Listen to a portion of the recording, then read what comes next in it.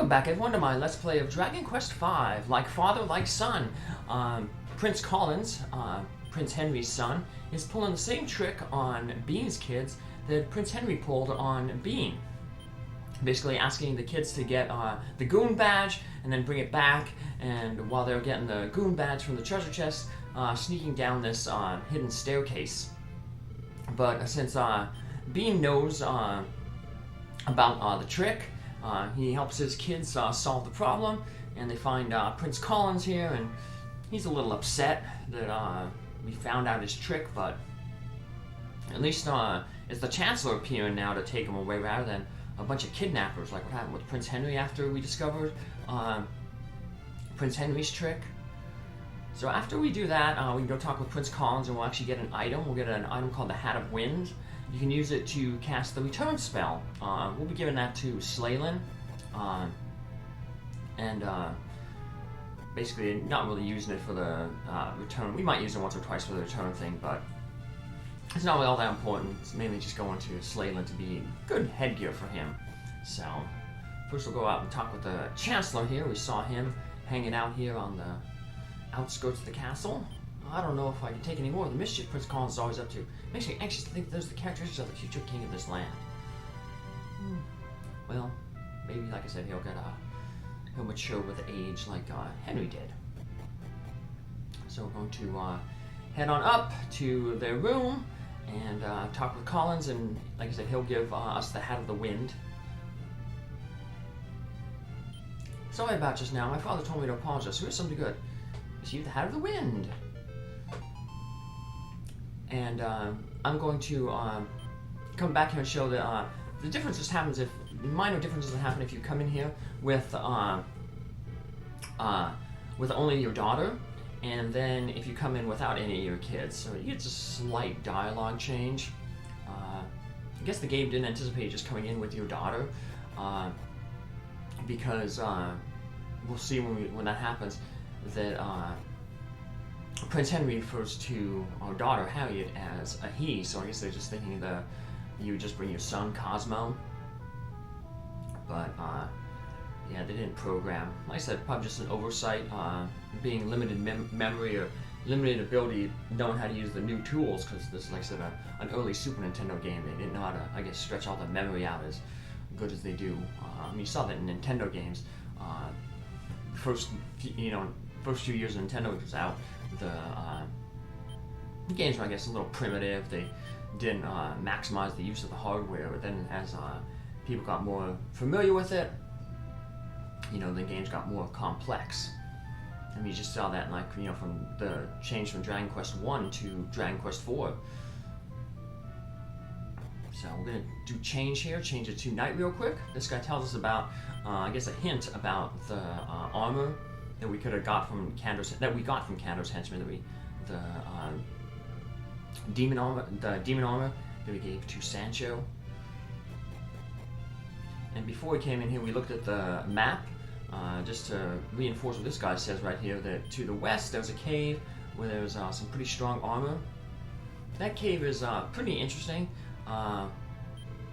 It kind of reminds me of Gauntlet. Like I said, a lot of monsters appear there. It has a high encounter rate for monsters, but there's these monster tiles, and if you cover them over with like this stone plate, then the monsters will stop appearing. So it's like the monster generator layers in Gauntlet. But instead of destroying them, you're just covering them up with a plate. We'll sell this silver breastplate here from Sancho's old gear. We still have a lot of gear to buy back in El Haven. But we still have a few more things before we're actually going to do our adventuring. So you see there's still the same old equipment. I guess the only thing you might be picking up is maybe a poison needle. If you got one of the bomb crag enemies, they can't use a lot of weapons, and probably their best weapon is maybe the poison needle, because it has that one chance to one-hit KO enemies. So I'm just going to head on here, make a save, and show off the difference of if you just bring your daughter and no kids.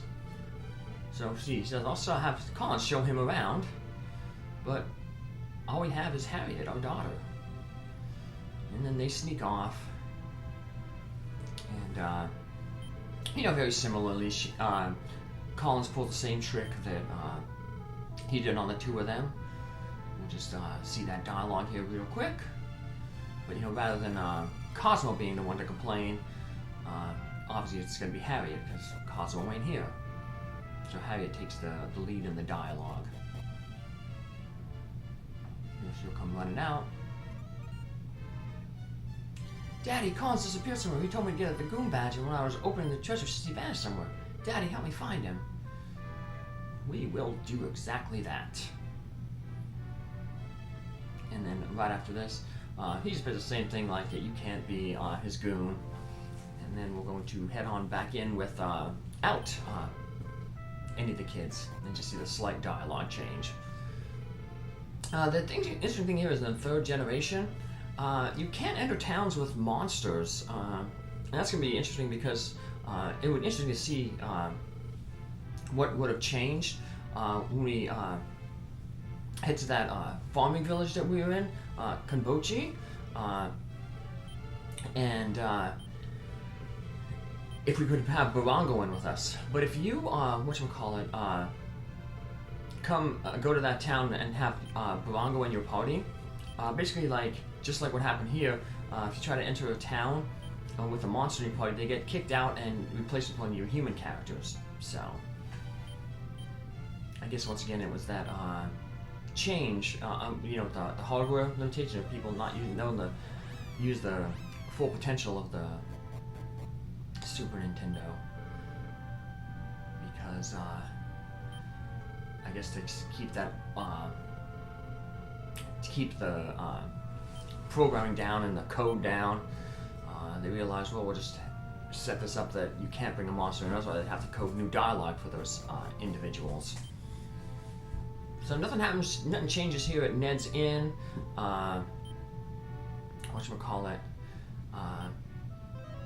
We're gonna come back here though at night.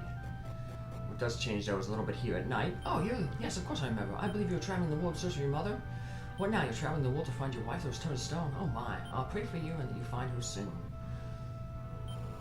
So not much. A lot of the people are gone here now, but we do get an important clue for later on. It's just a room, but to the east of some city named Salabona, there's a forest that can take you to the village of fairies. Yeah, we went to the fairies through that special passage in Santa Rosa when we were kids.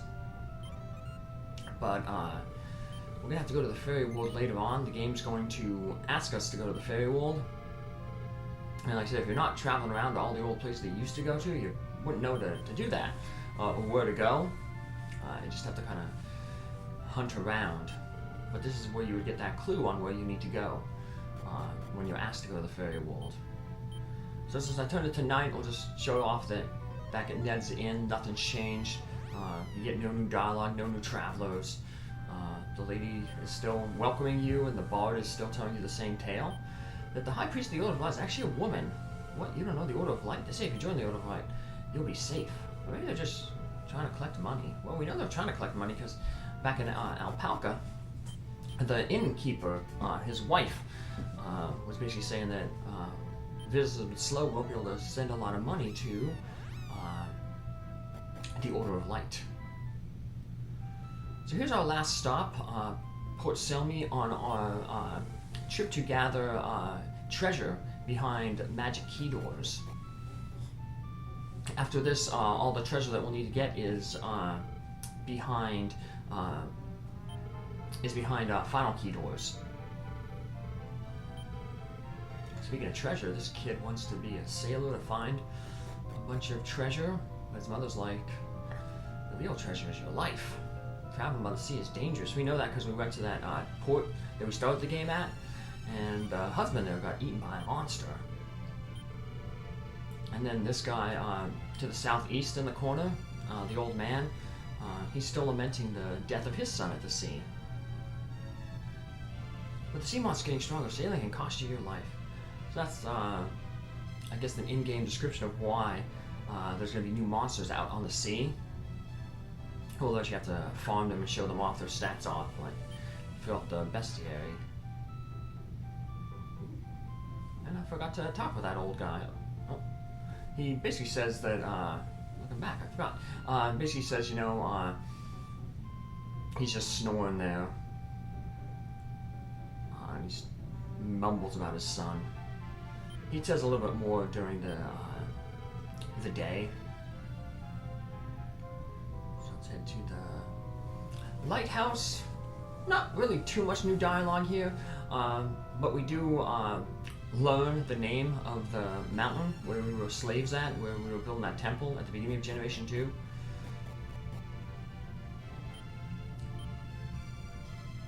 All these half steps can throw you off. A telescope, yay! That guy was looking over to where we got the Morphin, where we got the return spell.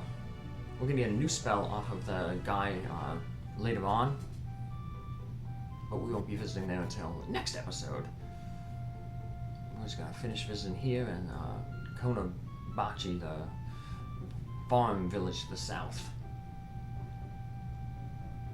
But remember when we first came here in Generation 2, on the second floor there was a magic key door. There was 2 treasure chests there. So we are going to go grab them. Not very good treasure, unfortunately. So I guess they don't want to put really good treasure, in case you forgot and weren't taking good notes. It's not like you're going to miss anything very vital. Little gold here and there. So we get a seed and we get a whip, an old whip, thorn whip. That's the first type of whip that Bianca had way back when she was a kid. And we saw when we were at the Teleportor that Clarice, the former dancer who was really popular, she's now been replaced by someone named Lauren. And apparently the guy in the white shirt is her biggest fan. He's traveled to 8 different towns to see her. So this guy, he's been working for 15 years at the harbor. Let's head on up here. To get those treasure chests, we're going to have to get the dancers to leave and go back into their dressing room. And we get them to leave the stage by talking with that guy, the same guy who creeps on the girls who sell. And no, we're still there, man. That guy, he's not living a really good life. If this is only like life is just to come and watch the dancing girls like every night. But he tells us that there's apparently a line to get this secret place. So yeah, there's 10 others wrapped in front of you. Maybe we just keep running him onto the days of the week that he's there. The other people cycle through. Well, that would be like what if there's 10 other people and he's number 6? I guess you wouldn't have to, need weeks before you saw it again. Like at least maybe 2 weeks. There's 16 people. See, this world has a 7-day week. Well, let's just talk with the dancers here. You saucy dog. Wow, today was one of the best I ever had. Won't be long until I become the star of the show. But not right now, because Lauren here, she basically says, that show business is kind of rough. She's the star of the show, but she says right here, it's a dog-eat-dog business, and sounds like she has that other dancer nipping at her heels to be the star. Let them have their little fight. We have to have our adventure to find our wife, Bianca. There's that thorn whip that she probably once wielded, or a similar whip. Acorn of Life, we will save Scum off screen to give them to Harriet. Give her her max 6 hit points extra. And then we're just going to leave here. We'll turn it into, we'll turn it from day to night. Then we'll see the quick small changes that we get during the day. And then we will head down to the south. Where unfortunately, like I said, we can't bring Barongo in. The game has it coded that you can't bring monsters in Generation 3. It's just replace them with one of your human characters. So yeah, even if you have like a humanoid monster, like the Eliminator or the Magician, like Erlin, they still, I guess, consider them a monster, and they get banished to the wagon. Let's head out and talk with some of the people here during the day. And then we'll, like I said, head on down to the south, where a lot has kind of changed. You'll notice that the people have come to kind of regret their decision. And so, nope, she's not doing autographs. She just reiterates her desire to, I guess, be the best. She's not going to let somebody take over for her. So now we're going to head out these things. You travel by sea a lot? Not anymore. Traveling the world on a flying carpet? You're a liar. Well, come on outside and you'll see. Because we'll be actually using that flying carpet just to avoid some encounters. When you use a return spell, I mean, your ship will follow you around, so you can still use this ship. But, like I said, just to save some time, we are going to be using the flying carpet because there's no encounters on the flying carpet. So this guy wanted to be a doctor, but his mentor passed away. And here we're going to learn more about the final key. I traveled the world in search of a legendary key said to be able to open any and every door. According to legend, this key once belonged to a master thief. And we're going to learn what happened to that master thief from the guy to the north, going toward the lighthouse. And we'll talk to this guy finally in the day. My son was one of the best sailors ever, but one day the ship he was on was attacked by sea monsters. When I think about it years later, I get so bitter and just tear up. Oh, how I've aged. It won't be long now until I see my son. And like I said, at night he's just kind of Zing. Maybe the next episode I'll show off. I'll write in my notes to show off that guy's dialogue at night. Oh, you heard the Master Thief, Grosuit, have you? Grosuit used to have the final key to wreak havoc across all lands, but when he got his, he got swallowed by a monster the size of a mountain. That monster got slain by somebody else. Just a reminder that there's always somebody stronger than you out there. Keep you humble. And, so it sounds like we just have to somehow find maybe where that monster was. Cut open his belly and... although I'm sure he probably dissolved the key by now. So we did learn the name of the mountain here, to where the... so we're actually told later on in the game to go to that mountain. You know exactly what mountain they're referring to. Cat just meows at us. Did you look through the telescope? You know the tall mountain in the southeast? That's San Bellis. And one of the guys outside earlier mentioned about San Bellis being the temple being built up there. So, putting names to places we've already been. And learning where places we've been, how they may connect to new places where we haven't been, like the fairy forest to the east of Salabona. That is the village where we met Ludman. Like I said, we could go there right now and you get like a mini quest, and that's the quest that takes you to the final key. So we're just kind of building up to that. Basically,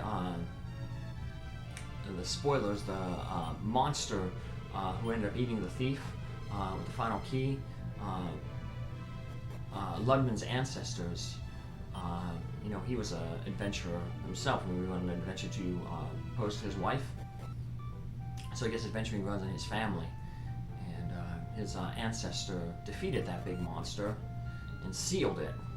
And that's, you know, when we married Flora, I showed that he told us to go to that one little area and check the color of the jar, and it was blue, and that's basically the seal of the monster.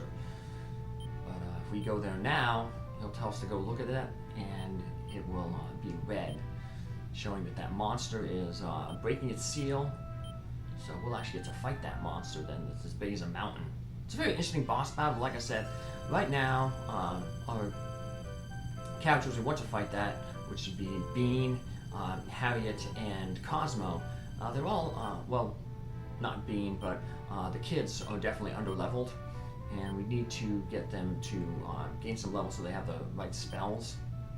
So yeah, see, if we try to walk in here with Barongo, yeah, they just kick them out, and so we don't get like new interesting dialogue. Not that we're gonna get much dialogue here now during the night, because all the doors are locked. Well, this one isn't, but there's nobody in this house. Yeah, door to the elder's house locked. And the shop, the church is open. We can save our game, but the shop is not open. So we'll have to come back here during the day to get a bunch of things. So I'm going to off-screen fighting throughout the night just to gain some experience. Not that I'm gaining much experience because the monsters around here are pretty much the same, or they are the same as they were in Generation 2. So not getting a lot of experience. But now we've learned the harvest is good. And this kid here is still running around with his dog. You'd think that, you know, he would have been grown up because it was 8 years. So, but once again, probably limitations of the hardware. That lady married to come here and live here. She doesn't like it though. She says her hands are always getting dirty. Probably because she's like this guy's telling us it's gonna have to be like farmers here. But luckily Bean's been through a lot of adversity, and I guess he knows a lot, so he actually can farm pretty well. Despite being a king. Like I said, he hasn't really enjoyed royal life much. I mean, he was king for just a little bit. Because it's not like the day he got crowned, like the next day he went out to go rescue Bianca, who was kidnapped. Luckily she was kidnapped after she gave birth, because the whole kidnapping for the monsters was to prevent her from turning her to stone so that she couldn't give birth to the legendary hero. But the monsters didn't know that she had already given birth. So, but yeah, too bad. Like I said, we can't bring Brongo in here because see what maybe the new dialogue these people would have, because they basically, if you read while I was talking, they basically regret the way that they treated Bean, kicking him out of the village. And they kind of realized that, you know, the monster, that Brongo, never attacked any of the people here. So maybe it was actually a nice monster. And we were a little... So now they're much nicer to visitors, because they say, hey, an outsider came and saved our village with that, by taking Brongo away. So they've learned their lesson. Surprisingly, they don't recognize Bean. I mean, Bean had, yeah, it's been 8 years, but remember, since Bean was a statue, it's already been established that he, you know, didn't age. I always saw Slaylander had the metal the metal king sword. Between episodes, I did a little bit of grinding for casino tokens just to fill up my thing. Now, Slaylander, of course, won't be really in our party at all, so we're not going to get a benefit of that thing. But I just wanted to like fill up, you know, the items and just the completionist in me. So, but I will not be using any of the broken items like the Gingham Whip or the metal King's Sword. So, we're just be doing this normally. So, and we'll be back to doing more exploration before we get to adventuring in the next episode. So take care, have a good one, thanks for following along. Bye.